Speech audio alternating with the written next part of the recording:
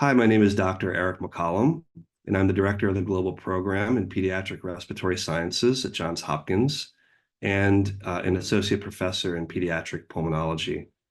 Our publication in the New England Journal of Medicine from the Household Air Pollution Intervention Network, or HAPIN, is an international multi-center randomized controlled trial assessing the impact of a liquefied petroleum gas in fuel intervention, cook stove intervention, introduced during pregnancy on severe pneumonia among infants up to 1 year of age, as compared to control participants who continued to cook with traditional biomass cook stoves.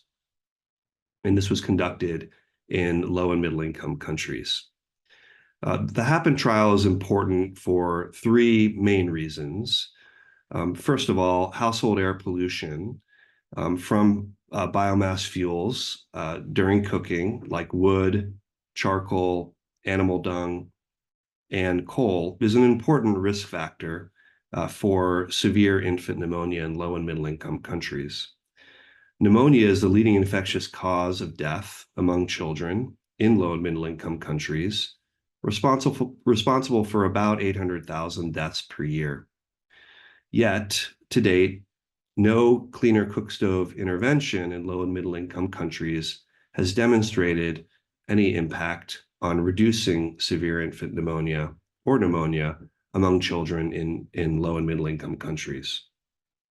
Two, HAPPEN was a large, rigorously conducted trial in 4 representative low and middle income countries: India, Peru, Guatemala, and Rwanda, across 4 continents, with 3,200 pregnant women participating.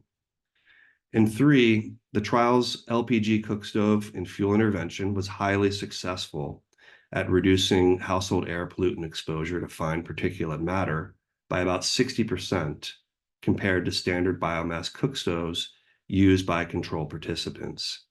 But despite this large exposure reduction, we still did not find any evidence of the cook stove intervention reducing severe infant pneumonia among our participants in these settings.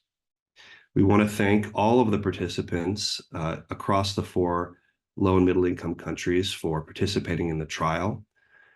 And we want to sincerely thank all of the other co-investigators of the trial, especially those based in the 4 low and middle income countries, for their huge contributions to this trial.